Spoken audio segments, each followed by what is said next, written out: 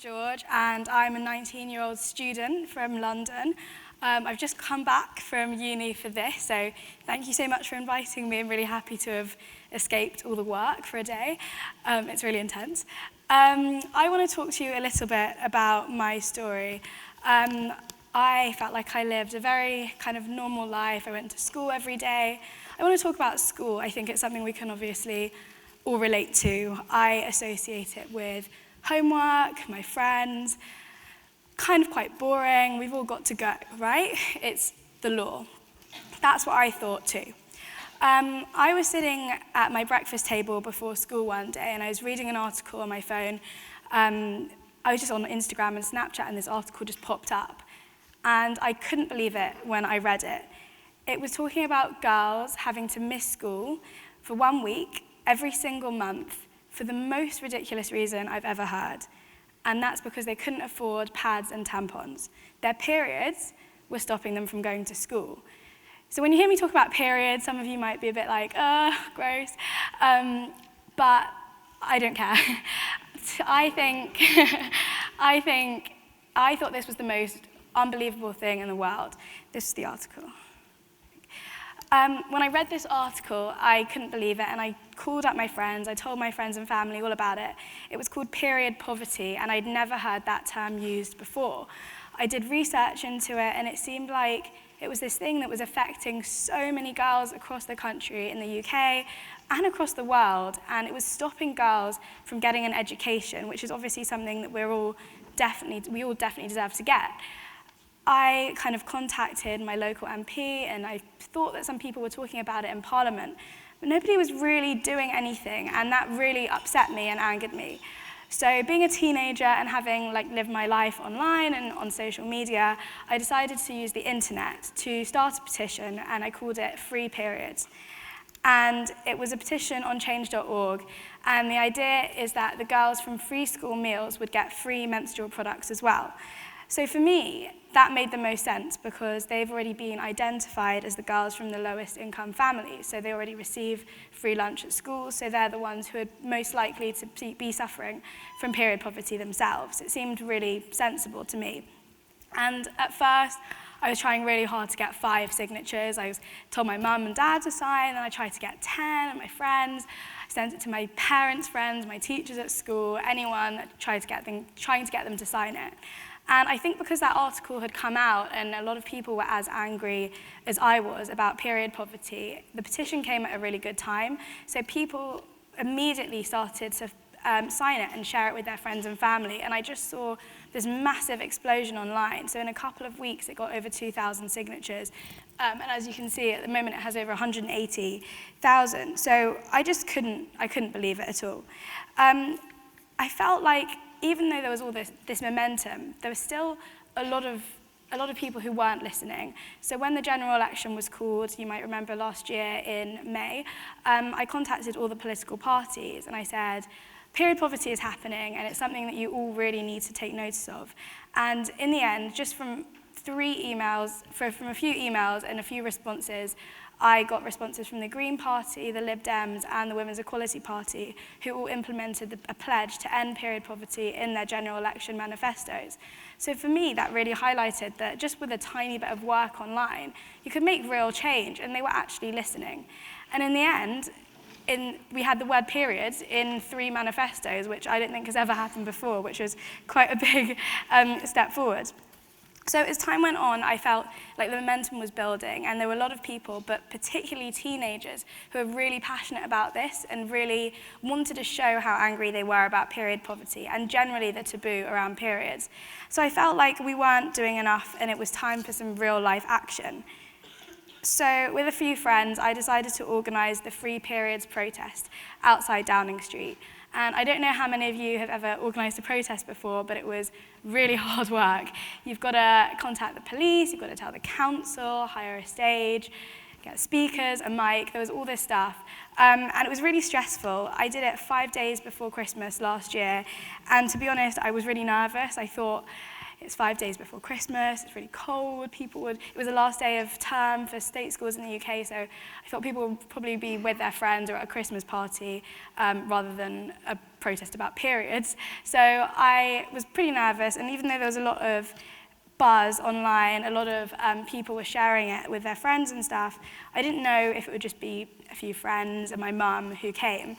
And I just was really wrong. I remember standing there and watching as a sea of red just came towards me from across the road. There were 2,000 young people who turned up outside Theresa May's bedroom. Everyone was wearing red, they were holding these banners with period puns on them, and everyone was just so excited. They just wanted to be there. They wanted to show the government just how angry we were about this massive issue that no one was talking about. And for me, even though we were protesting against something that's obviously so awful and shouldn't be happening, there was just this really amazing sense of solidarity and celebration. I think there's some pictures. And it did really feel like it was just kind of, 2,000 friends just getting together and like having a party about periods randomly, which was just amazing. And it made me feel like I was part of something bigger, even though I just started this very randomly, kind of as a petition online from my bedroom. It felt like it was a real movement, and it was much bigger than me now.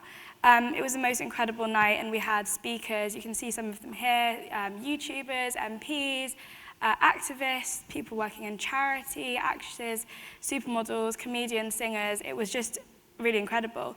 And because we literally screamed through Theresa May's bedroom, she did listen, and in the end she gave £1.5 million to address period poverty in the UK, which is a really amazing step forward, but not a long-term and sustainable solution to period poverty, because that money is only for a year, and I'm going to keep fighting until we have provision in every secondary school for girls so that everyone gets the education that they deserve. So if you want to find out more about the campaign, please go to, so that's what happened. And please go to the Free Periods website or contact me on Instagram or Twitter, Facebook to find out more, because even though we did this amazing in real life action, it all started online, and that's really what I want to emphasize. The other thing that the campaign is really trying to address is the taboo and silence around periods. I think we can all agree that it's definitely quite a stigmatized topic. I think if you say the word period, especially if you're a girl and you say it to your friends who are boys, they kind of might turn their nose up and think, like, that's gross. But that's something that I've never really understood growing up. For me, periods are something that half the world's population go through every single month. They're a normal and natural process. And actually, they're the reason that we're all here. They're the reason that we can reproduce and make life, which I think is really amazing and not embarrassing or disgusting at all. So my advice to all of you would be, A, to just talk about periods. If you have them, or even if you don't, just start a conversation. It's really easy, and I think it immediately makes people just kind of open up, and we're kind of moving forward in this fight for gender equality, and I think periods have to be a really big part of that, because when we live in a world where men and women feel as comfortable as possible talking about periods, whether they have them or don't, then we're all equal, I think at least. And the other thing I really want to emphasize is this idea of youth engagement in politics. And this sounds weird, but I think politics is really changing at the moment. I think maybe 50 years ago, when somebody said politics, you thought of Westminster and MPs and, you know, old white men wearing wigs. But I don't think that's what it is anymore. I think now, in the world of YouTube and Instagram and Snapchat and the Kardashians, I think social media has become politics. I think we all have this tool literally in our pockets that allow us to share things that make us angry. We can tag our friends and things on Facebook that we think that just don't really sit right with us. And for us, we're the next generation of voters. We're the people who the government, they need our support in order to keep governing our country. So if you tell the government what you want to see change, they will listen, because ultimately they're there to serve us too.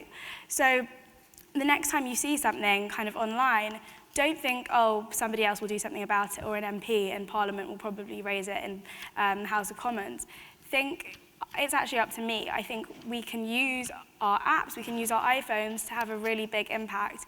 And no matter what issue it is, I mean, it could be periods or something else completely random, there's always going to be somebody who supports you. There's always going to be a friend or somebody on the other side of the world who kind of wants to see that change as much as you do. So there will be a community, and as the Free Periods protest proved, there's definitely strength in numbers. So talk to your friends about issues, set up an online petition, organize a protest. It's not actually as hard as I probably made it sound, and just tell people that you want to see change. So I think teenagers are 100%. People say teenagers are the future, and to me that's a stupid statement because obviously we are. But I think teenagers are definitely the future of activism. We have this tool in our pockets that lets us express what we want to see change. We can make politics from our iPhones, so use your iPhone and use your voices, and Android phones as well. Thank you so much.